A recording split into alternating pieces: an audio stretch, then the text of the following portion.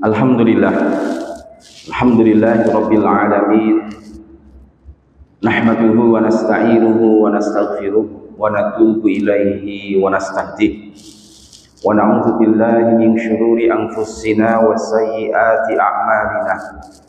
May yahdihillahu fala mudilla lahu wa may yudlil fala hadiya lahu. Asyhadu an la ilaha illallah wahdahu la syarika lahu. Wa ashhadu anna Muhammadan abduhu wa rasuluh alladzi la nabiyya wa la rasula ba'da. Allahumma salli wa sallim wa barik ala nabiyyina Muhammadin wa alihi wa sahbihi wa man tabi'ahum bi ihsanin ila yaumiddin, amma ba'd. Qala Allah ta'ala fi kitabihil karim, a'udzu billahi minasy syaithanir rajim. Qalu subhanaka la ilma lana illa ma 'allamtana innaka antal alimul hakim. Wa qala aydan ya ayyuhalladzina amanu ittaqullaha wa qulu qawlan sadida yuslih lakum a'malakum wa yaghfir lakum dhunubakum wa may yuti'illaha wa rasulahu faqad faza fawzan 'azima. Hadirin ma'asyiral muslimin, Bapak Ibu, keluarga besar, warga jamaah Masjid Al-Hikmah khususnya dan warga persyarikatan pada umumnya, cabang Pekalongan Barat pada khususnya dan warga persyarikatan yang saya lihat datang dari berbagai kawasan yang tidak bisa saya sebut dan sangat membanggakan sekali. Alhamdulillah, segala puji bagi Allah. Mari kita senantiasa panjatkan dengan mengingat segala macam kenikmatan tiada hentinya kita terima dari Allah. Termasuk pagi hari ini kita bisa berkumpul bersama di dalam Masjid Al-Hikmah ini sebagai pertanda kita semua masih saja diberikan oleh Allah Ta'ala kenikmatan, wabil khusus nikmat hidayah iman. Sebab dengan hidayah iman ini hati kita digerakkan oleh Allah Ta'ala untuk bisa mendatangi, bisa mengerjakan hal-hal yang diridhai oleh Allah Subhanahu wa Ta'ala, ditambah pula dengan nikmat sehat, usia panjang. Maka sudah sepantasnya di dalam mengerjakan amal solih dengan mengingat kenikmatan dari Allah itu lahir niat yang ikhlas karena Allah Subhanahu wa Ta'ala. Dengan menata hati niat ikhlas karena Allah, semoga kehadiran kita di pagi hari ini yang telah meluangkan waktu, tenaga, semuanya diterima oleh Allah menjadi amal soleh kita semuanya. Shalawat dan salam semoga senantiasa terlimpah curahkan kepada junjungan kita baginda agung Nabi Muhammad sallallahu alaihi wasallam, keluarga beliau, sahabat beliau, juga semoga melimpah pula kepada kita semua, seluruh umat beliau ila yaumil qiyamah. Hadirin ma'asyiral muslimin jamaah rahimakumullah. Tema kajian kita ini kajian hadis sebenarnya karena merujuk kepada hadis Jibril, hadis yang diriwayatkan dari jalur sahabat Umar bin Khattab radhiyallahu taala anhu. Sebenarnya selain diriwayatkan oleh sahabat Umar bin Khattab, hadis sejenis dengan redaksi yang sedikit berbeda juga diriwayatkan oleh Abu Hurairah, oleh sahabat Abi Dzar, dan juga yang lainnya, setidaknya lebih daripada 2 jalur. Ada jalur dari Abu Hurairah, ada jalur dari sahabat Ibnu Abbas, Abi Dzar, dan yang paling sering dikutip adalah hadis dari jalur sahabat Umar bin Khattab radhiyallahu taala anhu. Terdapat dalam Sahih Muslim, ada di dalam Sunannya Imam At-Tirmidzi, ada di dalam kitab Sunan Kubronya Imam Al-Baihaqi. Hadirin ma'asyiral muslimin jamaah rahimakumullah. Nah, hadis yang dilihatkan setidaknya lebih dari 2 jalur ini sering diistilahkan dalam ilmu mustalah hadis dengan sebutan hadis mustafid. Hadis yang ya cukup populer karena yang meriwayatkan lebih daripada 1 jalur sahabat.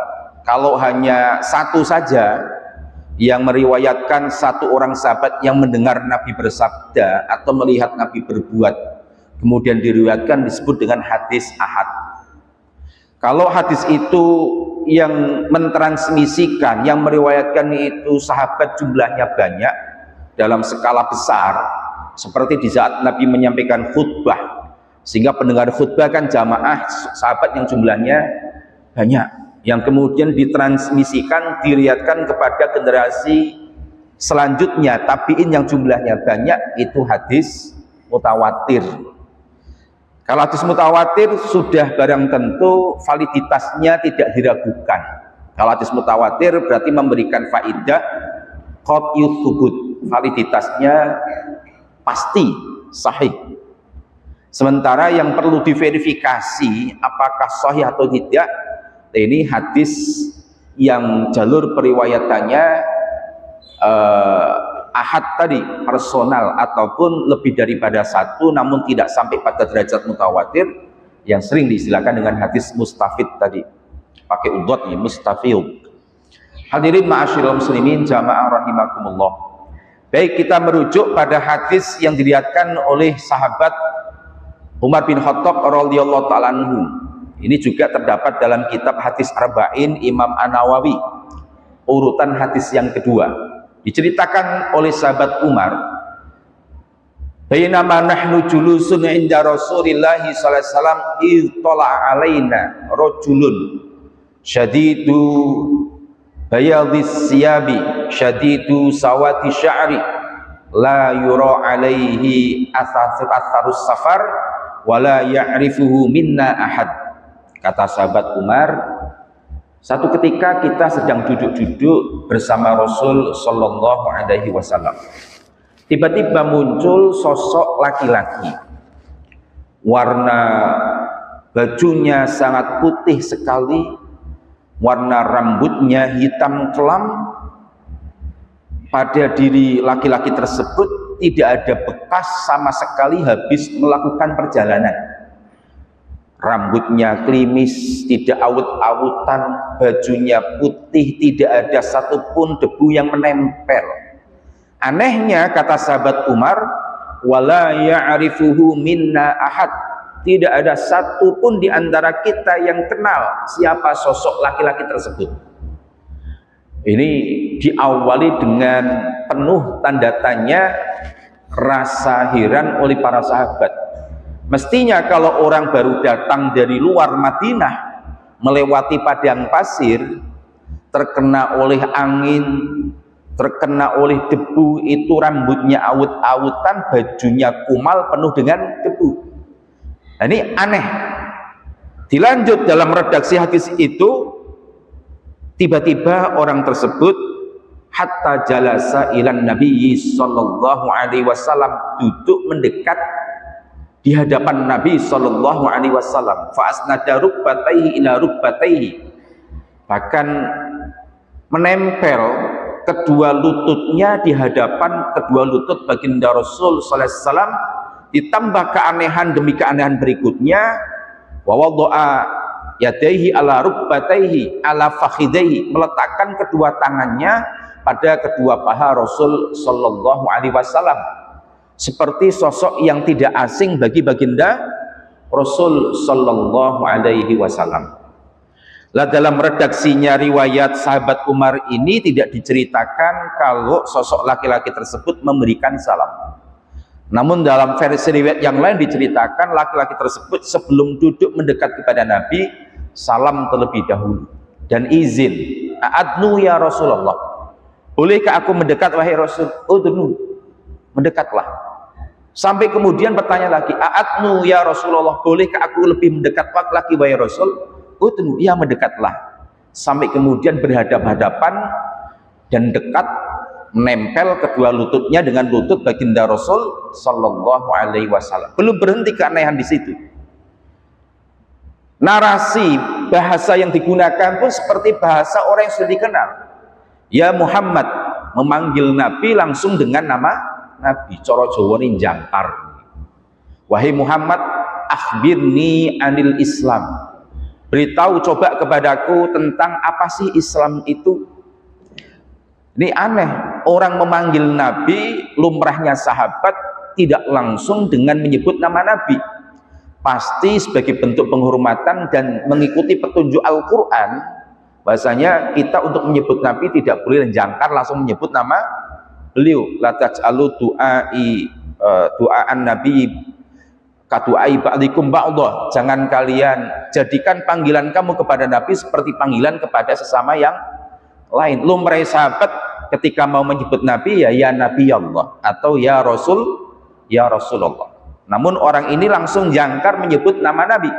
Ya Muhammad, wahai Muhammad, beritakanlah kepadaku apa itu Islam. Oleh Nabi tanpa bertele-tele langsung disebutkan rukun Islam. Al-Islamu an tasyhada la ilaha illallah wa anna Muhammadar Rasulullah wa tuqimas sholata wa tu'tiyaz zakata wa tahujjal baita ini istata'ta ilaihi sabil wa tasumma ramadhana.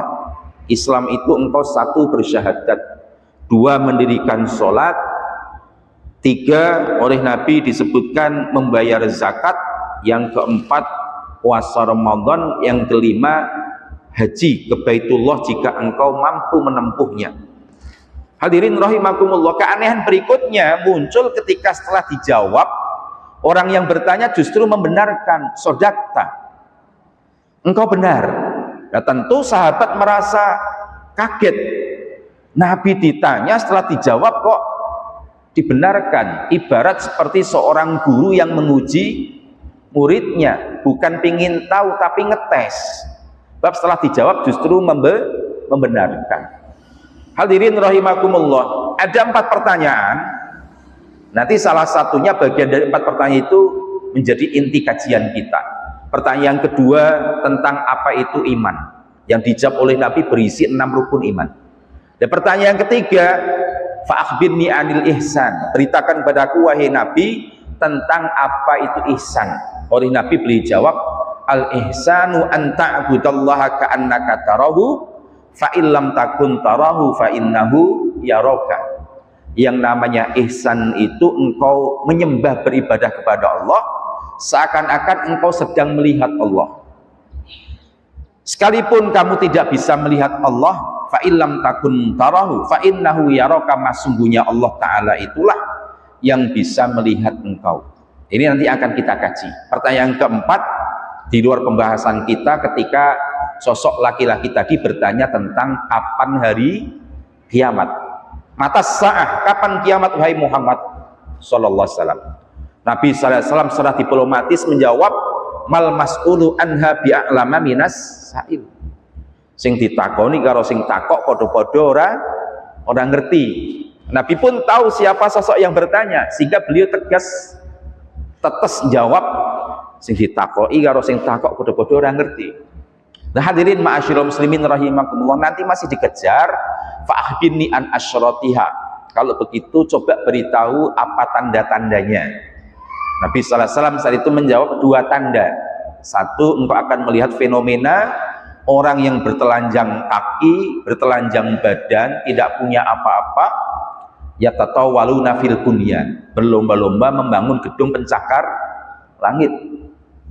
Wa an talidal amatu rabbataha. Fenomena berikutnya menjelang hari kiamat engkau pun bisa menyaksikan ibu melahirkan majikannya sendiri. Jadi penjelasannya panjang namun bukan tempatnya kajian kita di pagi hari ini.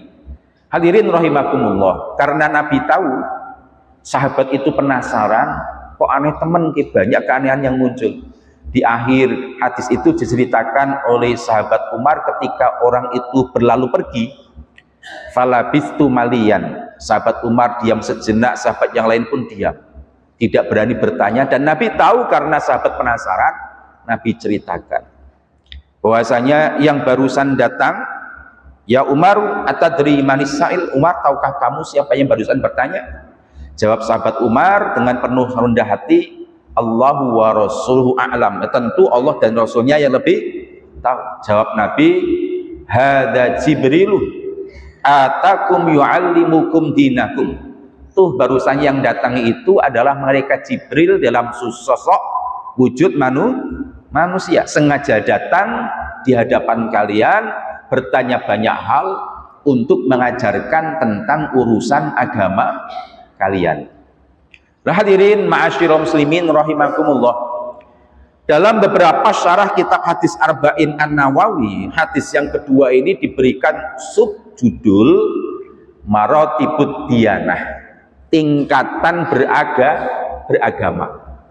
Karena 3 pertanyaan malaikat Jibril yang pertama tentang apa itu Islam, tentang apa itu iman, serta tentang apa itu ihsan, mulai dari yang pertama Islam, yang kedua iman, 3 ihsan, oleh para ulama dijelaskan itulah jenjang tingkatan orang berislam, beragama. Kenapa justru dimulai dari berislam? Bapak Ibu rahimakumullah, tingkatan orang yang paling rendah di dalam beragama, berislam itu ya berislam.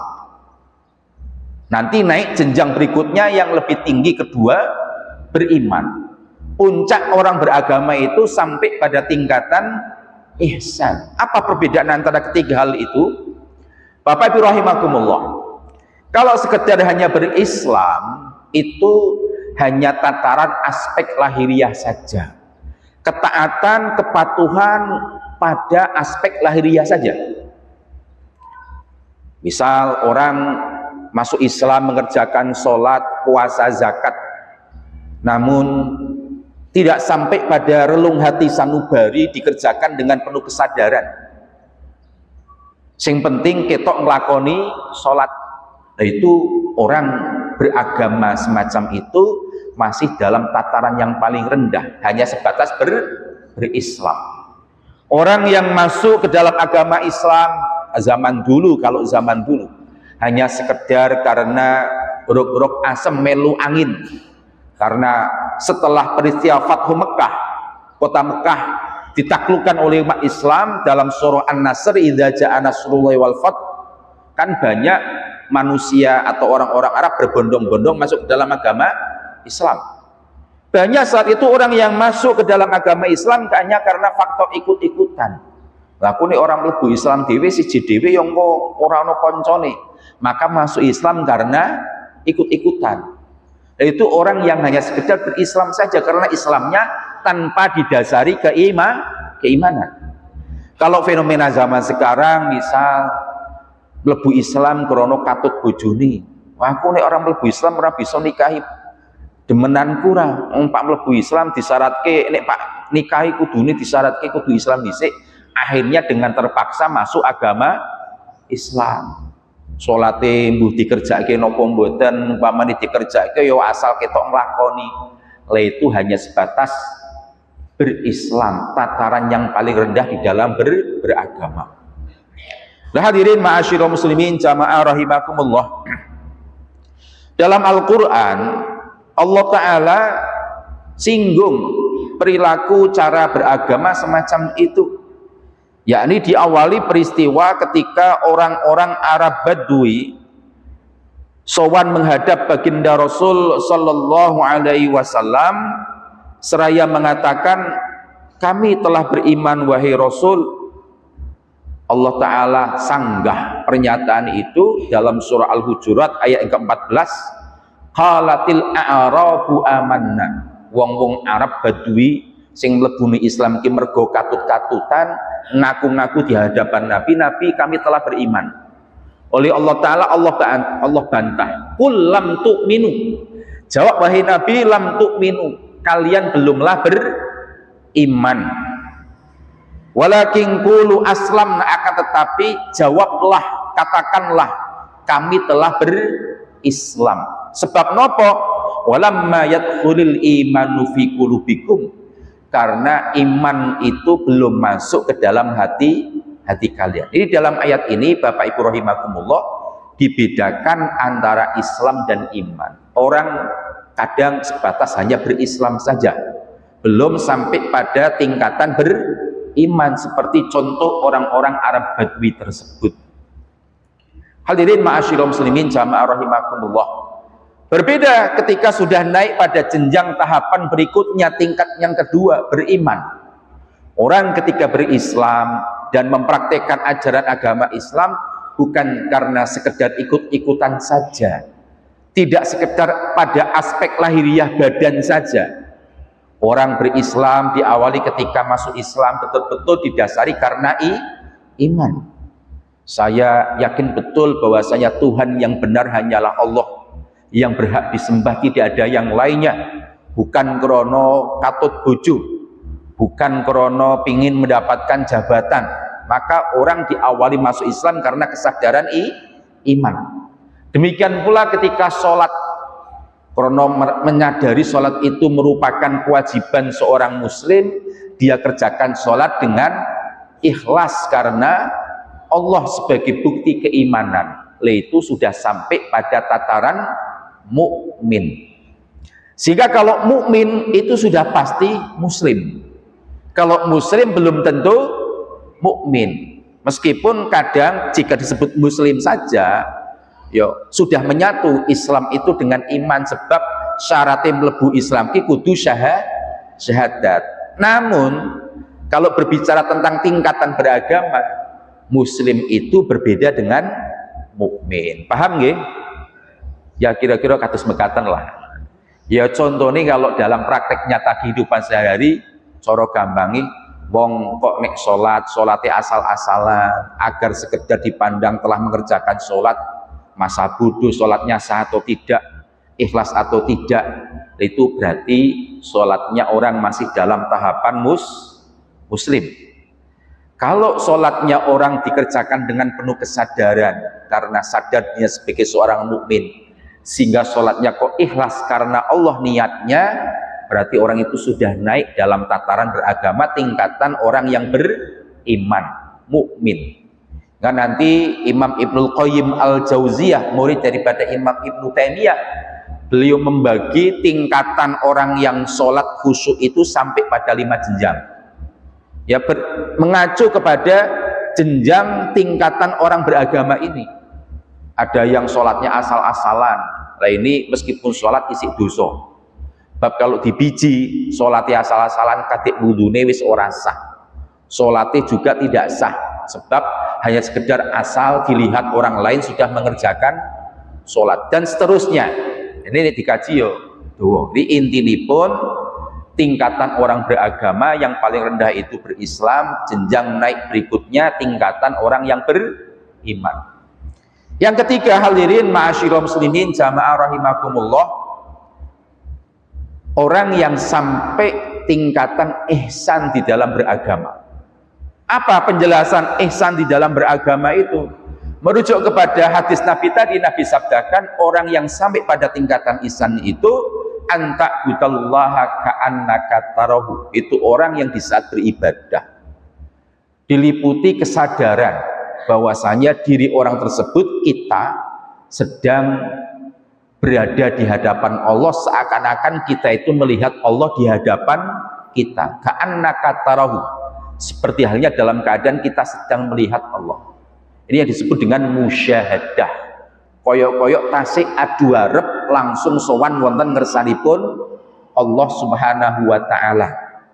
Fa ilam takun tarahu, maka meskipun dan faktanya, nyatanya kita tidak bisa melihat Allah, fa innahu yaraka, setidaknya kita sadar kita itu senantiasa diawasi oleh Allah. Ini disebut dengan sikap muraqabah. Nah, sebagian ulama mengatakan ihsan sendiri ada 2 tingkatan. Tingkatan yang pertama paling tinggi itu musyahadah. Orang yang ketika beribadah hatinya hadir. Meskipun tidak bisa melihat Allah karena Allah itu ghaib di alam dunia ini, orang itu hadir hatinya di saat dia sholat, di saat dia beribadah, seakan-akan sedang berhadapan langsung dengan Allah Ta'ala. Ini tingkatan musyahadah. Kalaupun tidak bisa merasakan suasana seakan-akan kita itu sedang berhadapan dengan Allah, minimal kita sadar Allah itu senantiasa mengawasi kita. Itu disebut dengan muraqabah. Sehingga dalam ibadah sholat misal, orang yang sampai pada tingkatan ihsan, orang yang bisa dengan mengalir hatinya tanpa beban, sholatnya khusyuk. Jadi kalau dalam jenjang pemeringkatan orang yang sholat menurut Imam Ibnul Qayyim Al-Jauziyah, tingkatan orang yang kelima, paling tinggi. Orang yang ketika sholat dari awal takbir sampai salam disadari penuh dirinya sedang berhadapan dengan Allah Subhanahu wa Ta'ala, sehingga tidak hanya badannya saja yang sholat melakukan gerakan takbir, rukuk, sujud, namun hatinya pun tidak kemana-mana, penuh fokus, khusyuk, meresapi bacaan sholat yang dia ucapkan, meresapi seakan-akan dirinya sedang berhadapan dengan Allah Subhanahu wa Ta'ala. Nek dereng saged miturut Imam Ibnul Qayyim Al-Jauziyah, setidaknya peringkat yang keempat itu orang yang istilahnya takalluf. Takalluf itu berupaya untuk menjadi orang yang khusyuk secara penuh. Menawi boten saged secara penuh, kata Imam Ibnul Qayyim, ya minimal tingkatan yang keempat, orang yang berupaya untuk khusyuk. Takbir kronosik pertama yo imut sholat, di dalam hati kan orang bertakbir itu sembari niat ikhlasnya karena Allah, niatnya ikhlas karena Allah. Wadine kok tekani ngrungokke bacane imam krono ora penak dirungokke, kilingan mangklim blayang ring ngendi, kilingan kumbani urung tintasi, grimis wis mulai mudhun, sing duwe utang sholat kok karo kepikiran utang, iki nyauris duduk meneh janjian Pak moro ring omah Pak ditagih, Pak nyaure kadek ngendi. Nah, itu orang yang belum bisa khusyuk secara penuh, kata Imam Ibnul Qayyim, paling tidak diawali dengan niat yang ikhlas, khusyuk karena Allah. Dini tengah sholat kok kilingan liani, segera kembali mengingat sadar diri kalau kita sedang sholat. Itu minimal tingkatan yang keempat, sholat sing khusyuke kumat-kumatan. Nek dereng saged tingkatan ihsan puncak yang kelima, yaitu secara ringan hati mengalir begitu saja sudah bisa sholat khusyuk dari awal sampai akhir. Nah, kira-kira seperti itu Bapak Ibu, hadis tentang Jibril oleh sebagian para ulama diberi tema yaitu maratibud diyanah, tingkatan orang beragama. Bapak Ibu rahimakumullah, lebih lanjut kita akan mengkaji tentang apa itu ihsan dengan segala cakupannya. Ma'asyiral muslimin rahimakumullah, ihsan secara bahasa tentu ya berasal dari bahasa Arab. Dari akar kata fi'il sulati mujarrad hasuna yahsunu. Kalau sekedar hasuna, hasan saja itu maknanya baik. Baik pada diri sendiri.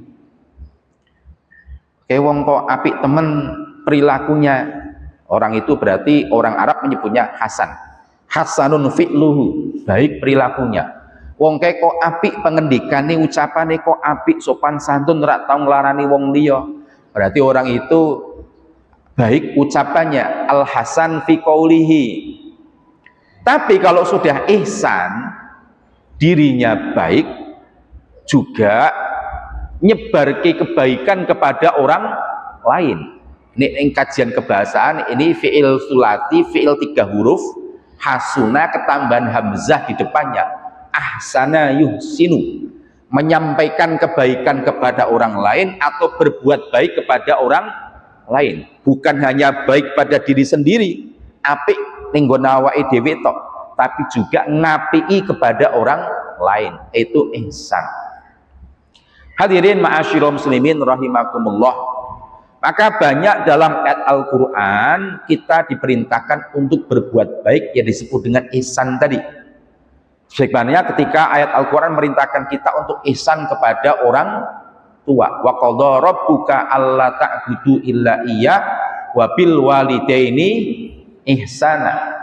Dan Tuhanmu Allah Ta'ala telah qadha menetapkan agar tidak menyembah kecuali hanya kepada Allah, ikhlas, dan juga menjadi perbuatan syirik. Wabil walidaini ihsana, dan Allah pun telah menetapkan kepada kedua orang tua yang telah berkiprah dalam kelahiran kita, ihsana, berbuat baiklah dengan sungguh-sungguh berbuat baik. Nah hadirin ma'asyiral muslimin rahimakumullah, lah berbuat baik juga dalam istilah akhlak itu banyak bahasannya. Ono al ma'ruf, ono al khair, ono amal solih, ono al bir, ada juga ihsan. Kok macam-macam Pak yo? Kebaikan itu dalam Al-Qur'an ataupun dalam hadis disebut dengan berbagai macam bahasa. Amal solih yo amal kebaikan. Al-ma'ruf ya diartikan juga sebagai kebaikan. Al-khair juga kebaikan. Albirru manittaqa, albir juga kebaikan. Lah bedane napa? Antaranipun al-ma'ruf yang artinya kebajikan, al-khair juga kebaikan, amal solih juga ya amal solih, amal baik, albir lantanalul birra hatta tunfiqu mimma tuhibbun juga disebut dengan amal kebaikan. Bedanya apa? Hadirin ma'asyiral muslimin jamaah rahimakumullah. Satu, al-khair. Dalam Al-Qur'an yang menjadi landasan berdirinya persyarikatan, Ali Imran 104, wal takum minkum ummatu yad'una ilal khair wa ya'muruna bil ma'ruf. Disebut dua sekaligus macam kebaikan, al khair dan al ma'ruf. Bedanya napa al khair dengan al ma'ruf? Al khair itu kalau noporanipun dari kajian kebahasaan itu isim tafdhil, imperatif, degree ini dalam bahasa Inggris. Tingkatan yang paling puncak al khair itu kebaikan yang paling puncak al khair. Namun makna khair, kebaikan disebut al khair, lafdzun amun yasmulu kullama fihi naf'un wa faidatun lil insan wal mujtama' sawa'un kana madiyan au maknawiyan. Kalau kebaikan disebut dengan khair adalah kebaikan yang sifatnya sangat umum, kebaikan kepada orang banyak, baik berupa materi seperti sedekah, infak, ataupun non materi, ucapan yang baik berupa nasihat dan yang lain sebagainya, itu khair. Hadirin ma'asyiral muslimin rahimakumullah. Kalau kembali kepada makna secara kebahasaan tadi, kebaikan ideal, kebaikan sing semestinya seperti itu. Berbeda dengan al-ma'ruf Bapak Ibu rahimakumullah. Kalau al-ma'ruf itu dari kata uruf, kebaikan yang sudah dikenal oleh umumnya masyarakat. Contoh perbedaan antara al-khair dengan al-ma'ruf dalam praktek keseharian. Jenengan ketamon, kedayuhan, ada tamu datang ke tempat di rumah jenengan. Kalau jenengan menghormati tamu dengan kebaikan disebut dengan al-khair, maka tanpa pandang bulu tamu yang datang itu siapa, sajikan hidangan yang terbaik. Duwe ayam, sembelih ke ayam, sebab niatnya ngurmati tamu. Nek wong gunung kan kasih kados mekaten nggih. Dayoh ten daerah pundi petung kandang serang niku tasik kados mekaten. Lah itu kebaikan kepada tamu disebut dengan al-khair. Tapi kalau nyuguh tamu hitungane lumrah wong kene ana tamu ya suguh widang putih karo jajanan saonone kelentungan ya wis memper. Itu orang mengatakan yo apik karo tamu ngajeni ngurmati, tapi standarnya adalah standar umumnya masyarakat. Itu al-ma'ruf. Bedane al-khair dengan al-ma'ruf. Maka kata operasionalnya pun berbeda. Wal takum minkum ummatu yad'una ilal khair. Kalau kepada khair, kebaikan yang optimal tadi, yang ideal tadi, ajak, seru, diajak supaya mengerjakan al-khair itu. Tapi kata operasional terhadap al-ma'ruf kronowis dipraktekkan masyarakat pada umumnya bukan sekedar mengajak, wa ya'muruna bil ma'ruf, kepada kebaikan yang sudah dikenal biasa diamalkan masyarakat, ya perintah supaya dikerjakan, karena itu kebaikan yang minimal yang sudah umumnya dikerjakan masyarakat. Hadirin ma'asyiral muslimin jamaah rahimakumullah. Sementara amal solih itu patut, pantes, itu solih secara bahasa maknanya ya pantes patut. Pantes patut itu ya pantes patut menurut ukuran syariat. Kullu amalin yuwafiqu syar'ah wa yutaqarrabu bihi ilallahi ta'ala wa huwa adyaku minal ma'ruf. Yang namanya amal sholih itu dianggap pantas sesuai dengan tuntunan syariat yang diniatkan untuk mendekatkan diri kepada Allah, cakupannya lebih sempit, lebih kecil daripada al-ma'ruf. Yo pantaslah nyugo metu apa rene wedang putih waninan ora ana kancane, wis pantes, itu amal sholih. Jadi tingkatannya lebih rendah daripada al-ma'ruf. Hadirin ma'asyiral muslimin jamaah rahimakumullah. Beda lagi dengan ihsan Bapak Ibu. Ihsan ini luar biasa. Sehingga kata ihsan ini pula yang dipilih oleh Al-Qur'an untuk mewujudkan kebaikan kepada orang tua. Wabil walidaini ihsana. Dan kepada ibu bapak berbuat baiklah dengan kebaikan yang disebut dengan ihsan. Ingat Bapak Ibu, bahasa Al-Quran bukan abawaihi, tapi walidaihi. Wabil walidaini, dan kepada walid, orang yang berkontribusi pada kelahiran kita, ibu dan bapak. Artinya ayat ini mengingatkan penjelasan para ulama dalam tafsir, meskipun orang tua bukan yang membesarkan.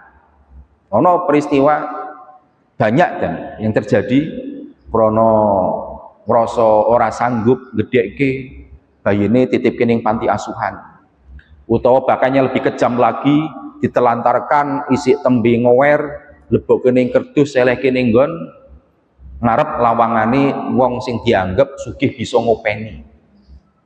Itu orang tua yang sekedar melahirkan namun tidak membesarkan. Al-Quran tetap mengingatkan wabil walidaini ihsana, kepada ibu bapak yang melahirkan itu berbuat baiklah, yang disebut dengan ihsan. Jadi meskipun tidak membesarkan, anak tadi berkewajiban untuk ihsan kepada ibu bapak yang telah melahirkan. Oh, kula nggadah duwe kanca yang sekarang sukses luar biasa. Ceritane biyen ketika bayi ditelantarkan oleh orang tua kandungnya. Ini ceritanya kados niku wae. Jebrol ngower, salehke kerdus, taruh di depan pintu rumah orang yang dianggap kaya bisa membesarkan. Ya betul, tekane gede, kuliah, rampung, dibesarkan bukan oleh orang tua kandungnya. Nembe ngerti barang wis gede, wis sukses, ana wong mertamu, seorang pasangan suami istri, ngaku-ngaku kalau itu orang tua kandungnya. Padahal teman saya itu dari kecil tahunya orang kandung itu yang selama ini ngopeni membesarkan. Kok tiba-tiba begitu wis sukses ono ngaku sebagai orang tua kandung. Krono belum percaya, dilakukanlah tes DNA. Ternyata betul itu orang tua kandung. Seperti petir di siang bolong. Merasa dirinya itu kok jebulno dudu wong tuaku dhewe yang selama ini saya anggap sebagai orang tua, jebulno wong liya. Saking kesele merasa ditelantarkan waktu kecil bayi yang mengasuhnya bukan orang tua kandung, teman saya tadi nggak mau menemui orang tua kandung. Lah perilaku semacam itu saya luruskan, yo ndak bener. Piye-piye no orang tua kandung meskipun kejam, meskipun tidak membesarkan tetap masih orang tua. Dalam bahasa Al-Quran yang Allah perintahkan untuk ihsan berbuat baik itu wabil walidaini. Walad itu yang dilahirkan maulid. Kalau walid itu yang sing berkontribusi berperan dalam kelahiran, ya ibu dan bapak, meskipun tidak membesarkan tetap wajib untuk diapii. Lah ihsan kaitannya dengan kebaikan disebut dengan ihsan. Al ihsanu huwa martabatun aliyatun fiddin. Ya, tingkatan yang paling tinggi dalam beragama. Kalau hadis Nabi tadi ketika beribadah seperti melihat Allah Ta'ala. Kalau dalam amal kebaikan berbuat baik disebut dengan ihsan, betul-betul ikhlas karena Allah, mengerjakannya pun kebaikan secara optimal tanpa melihat dulu orang itu kepada kita seperti apa, tanpa berharap pula ke depan orang itu kepada kita seperti apa. Itu ihsan. Maka kenapa Al-Quran menyuruh kita berbuat baik kepada ibu bapak dengan sebutan kebaikan ihsan? Karena seakan-akan Al-Quran mengingatkan, Jangan lihat dulu orang tua itu seperti apa, meskipun kejam tetap berbuat baik. Jangan berharap ke depan kepada orang tua seperti apa, dumeh sepuh tidak bisa apa-apa, ning calon warisane akeh do rebutan ngopeni. Aku pak ngopeni ya, ngapi sapa ngerti aku oleh tambahan warisan sadurunge diwaris displitke dhisik bagian ing aku.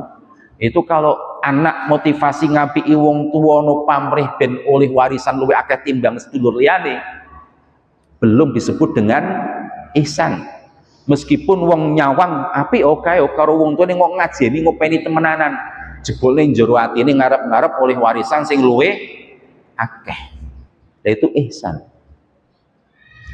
Secara kualitas kerjakan secara optimal paling apik, secara motif tidak melihat dulunya seperti apa orang yang dibaiki itu, motif ke depan juga tanpa pamrih berharap balasan dari orang tersebut, yaitu ihsan.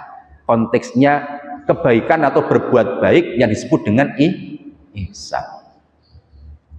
Hadirin ma'asyiral muslimin jamaah rahimakumullah. Kemudian albir juga disebut dengan kebaikan. Dalam Al-Quran juz yang keempat, lan tanalul birra hatta tunfiqu mimma tuhibbun. Sekali-kali kalian tidak akan sampai pada derajat albir, kebaikan disebut dengan albir, sebelum kalian berinfak, mendermakan sebagian harta yang paling kalian cintai di jalan Allah Ta'ala. Hatta tunfiqu mimma tuhibbun. Ayat ini turun, sahabat yang mendengar ayat ini turun berlomba-lomba memberikan harta yang paling dicintai. Abu Thalhah, sahabat Nabi, ketika mendengar ayat ini baru saja turun langsung sowan pada Nabi, di antara harta yang paling saya cintai itu saya memiliki kebun kurma sing subur, tanamane sing paling menghasilkan, itu harta yang paling saya cintai. Ning gandeng ada ayat yang turun tidak akan mencapai seseorang derajat kebaikan seperti albir sampai dia mau menginfakkan harta yang paling dia cintai. Maka mulai detik ini wahai Rasul, kebun kurma, kalau zaman dulu di daerah Bairoha itu sekarang sudah masuk cakupan area Masjid Nabawi. Nah itu dulunya tanah Masjid Nabawi itu sebagiannya tanah perkebunan kurma milik sahabat Abu Thalhah. Gandeng ayat ini turun, wahai Nabi, tanah yang saya cintai, kebun yang paling saya senangi, detik ini juga saya wakafkan demi kepentingan agama Islam. Itu disebut dengan kebaikan albir. Apa kebaikan albir? Ini kalau konteksnya kebaikan albir itu ada yang mengatakan huwa a'lam maratibil ihsan. Ihsan sing paling dhuwur, paling puncak. Wong kok gelem berbuat baik dengan harta yang paling dia eman-emani, sing paling dia cintai. Pol apike itu disebut dengan albir. Lalu mrai wong kan gelem aweh biasane sing awake dhewe ora seneng. Duwe sarung iki pirang-pirang. Iki merek BHS tinggu dhewe regane larang.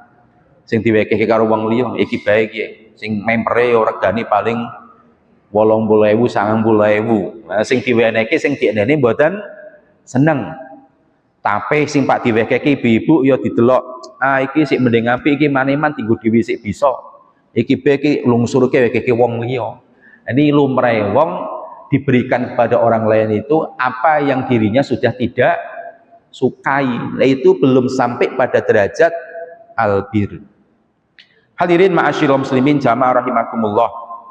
Nah ini beberapa diksi atau istilah menyebut kebaikan dalam Al-Qur'an. Sagedipun bedakake nggih masing-masing nggih. Al khair, al ma'ruf, amal sholih, al ihsan dan al bir. Lajeng hadirin ma'asyiral muslimin rahimakumullah, cakupan ihsan meskipun hadis Nabi beliau ngendikake ihsan di dalam tingkatan orang beragama itu orang ketika beribadah seakan-akan orang itu sedang melihat Allah, musyahadah. Minimal kalau tidak merasa sedang diawasi oleh Allah disebut dengan sikap muraqabah. Namun sebenarnya cakupan ihsan itu tidak hanya ketika sedang beribadah. Sehingga ihsan itu satu betul di aspek ibadah. Namun di luar ibadah dalam kehidupan seharian kita pun mesti tetap ihsan. Ihsan di dalam berbicara, menyampaikan perkataan hanya yang baik-baik saja. Ihsan di dalam perbuatan kita baik pada diri sendiri ataupun kepada orang lain lebih, ini juga perbuatan yang penuh dengan kebaikan, yaitu ihsan dalam kehidupan sehari-hari. Bapak Ibu rahimakumullah, ibadah sholat misalnya yang sudah mampu dikerjakan secara ihsan mestinya mewarnai orang tersebut untuk menjadi pribadi yang baik di luar sholat. Ketika sholat orang itu khusyuk, sadar sedang menghadap Allah, minimal sadar diawasi oleh Allah. Maka ketika keluar dari masjid, selesai sholat berjamaah, kembali ke tempat kerja, ibu-ibu kembali ke urusan rumah tangga, misal kemauan, maka sikap kesadaran ihsan tadi, diawasi oleh Allah tadi, tetap dijaga terus menerus. Maka sholat yang demikian, sholat yang bisa mencegah dari perbuatan keji dan mungkar. Wa aqimis sholata innas sholata tanha 'anil fahsya'i wal mungkar. Maka ihsan tidak hanya ketika sedang beribadah, namun akan berpengaruh pula dalam kebaikan sehari-hari. Ihsan dalam segala aspek kehidupan. Begitu koyo baterai mono dicas wis mulai berkurang daya kemampuannya, mangke dugi waktu sholat berikutnya dicas lagi dengan sholat kita. Ihsannya full lagi setelah sholat, bar niku diangge aktivitas sehari-hari malih, kesadarannya bar dicas kenceng maneh, kadang cok tergoda dodolan ya cok pingin ngapusi, terjo katut karo konco-konco cok gelem manipulasi data, kita diingatkan dengan sholat lagi dicas bahwasanya Allah itu senantiasa mengawasi kita, mengetahui segala gerak-gerik kita ihsannya ditingkatkan lagi. Yaitu ruang lingkup ihsan tidak hanya ketika sedang beribadah, namun juga dalam kehidupan sehari-hari. Hadirin ma'asyiral muslimin jamaah rahimakumullah, lajeng pripun supados kita saged menjadi pribadi yang ihsan? Satu diantaranya tentu dengan menguatkan keimanan, khususnya iman kepada Allah dengan sifat-sifat Allah. Allah itu maha melihat, maha mendengar, maha mengawasi. Kalau sudah imannya kuat dan lurus, insya Allah iman itu yang akan mengendalikan ucapan dan perilaku kita. Oleh sebab itu iman juga disebut dengan akidah. Kenapa kok iman disebut pula dengan akidah? Ilmu yang membahasnya, akidah niku ikatan Bapak Ibu, koyo akad nikah, akad jual beli, ikatan. Kenapa kok iman disebut dengan akidah yang artinya ikatan? Sebab ikatan iman itulah yang akan mengendalikan ucapan dan perilaku kita. Nek kewan sing ditaleni niku awake, ayam ben ora teladung, ben ora nembelei omah tanggane. Nek ayam sing dicancang napa nih Bapak Ibu? Sikile dibondo dicancang, kuwi ayam. Wedhus ben ora mangan sukete nggone tanggane. Nek wedhus sing dicancang napa nih Bapak Ibu? Gulune. Jenengan kersa dicancang sukune napa gulune? Sami kali ayam napa wedhus? Mboten kersa kan nggih. Maka kita itu diikat dengan ikatan yang tidak terlihat, iman. Percaya temenan, yakin ana Gusti Allah, yakin besok ana dina kiamat, Nabi ngandhakake, ngendikake, maka ucapannya yang baik-baik atau kalau tidak bisa ya diam. Maka menghormati tamu, maka tidak menyakiti tetangga. Maka agar ihsan, satu, perkuat selalu dan perbaharui keimanan kita. Napa kok penting pembaharuan, diperbarui terus? Karena imane menungso itu yazidu wa yang usu. Sok ana kalane kenceng, ana kalane futur kendu. Hadirin rahimakumullah. Yang kedua, agar kita terdorong untuk ihsan, menyadari bahwasanya setiap kebaikan kita itu sebetulnya kembali kepada diri kita sendiri. Dalam ayat Al-Quran misal Allah Ta'ala firmankan napa niku? Fali nafsih itu wa man asa'a fa'alaiha Ustaz Isa. Man amila sholihan fali nafsi wa man asa'a fa'alaiha. Sinten tiange sing nindakake amal sholih, amal ihsan, maka sebenarnya kebaikan itu akan berpulang kepada diri sendiri. Sebaliknya, berbuat dolim keburukan hakikatnya meskipun di dunia pernah sing ketok rugi wong liya, hakikatnya merugikan diri sendiri. Kelak di akhirat akan mendapatkan balasannya. Yang kedua, agar kita terdorong ihsan, setiap kebaikan yang kita kerjakan itu ya akan kembali kepada diri kita sendiri. Yang ketiga, hadirin ma'asyiral muslimin rahimakumullah, menjadikan ridho Allah sebagai tujuan dalam semua aktivitas kita. Bekerja meskipun tujuan awalnya didorong untuk memenuhi kebutuhan hidup. Ibu-ibu ngumbai masak ya krono minangka kewajibannya sebagai ibu rumah tangga. Ning ingat, taruh di tujuan akhir kita adalah untuk mencari ridho Allah. Maka kalau sudah untuk mencari ridho Allah, bukan ridhonya manusia, ya umpamane masak bojone dikon muji kok malah ngandhakake masak dumane sedak karo laut oporane uyahe murah kaya piye. Jenengan ora gampang terluka hatinya, kecewa. Oh sing tak luru dudu pujiane wong. Aku nglakoni kaya ngene ya mergo aku pengen ridhonipun Allah Subhanahu wa taala. Beramal solih yang lainnya pun sama. Ketika sedekah cilik sithik kok ana sing maidu, akeh kok sedekah kok semono temen, dicatet kok sedekahe semono. Ya krana ikhlas, oh ana wong maidu pokoke sepak ora. Krana apa? Krana yang kita cari adalah ridho Allah Subhanahu wa taala. Demikian pula ketika bekerja yang kita cari ridho Allah. Allah itu Maha melihat. Meskipun ora ana mandor, ora ana supervisor sing ngawasi, ya kita tetap akan bekerja secara optimal, menjaga kualitas meskipun tidak ada yang melihat.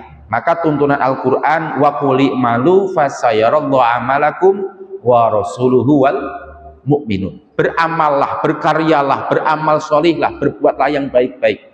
Fasayarallahu amalakum, yang Allah Ta'ala sebut pertama kali ini, saya Allah akan melihat amal kalian. Allah dulu, wa rasuluhu, dan rasulnya, wal mu'minun, baru orang-orang mukmin yang lainnya. Makatan para rawuh ingkang saged kita sinaoni wonten injing punika tentang apa itu ihsan dengan berbagai macam derivasi sinonim atau kata-kata yang mirip, perbedaannya seperti apa, ihsan cakupannya dalam apa saja, dan bagaimana menghadirkan kepribadian yang ihsan dalam diri kita. Semoga bermanfaat. Sebelum ditutup, barangkali ada pertanyaan, saya persilakan. Menawi wonten setunggal nopo kali. Cekap napa nggih? Pernah nek do meneng niki nyenengke. Berarti do paham. Husnudoni kula kan kados mangkate. Nek do mendel oh berarti do paham. Nek takok lho nyenengke maneh, oh berarti antusias gitu takok. Ya segala hal pokoknya di husnudoni. Mengapunten lepatipun atur mugi manfaati senaosa sekedhik mugi saged kita amalake wonten kehidupan sehari-hari. Wal afu minkum nasrum minallah wa fathun qarib. Assalamualaikum warahmatullahi wabarakatuh.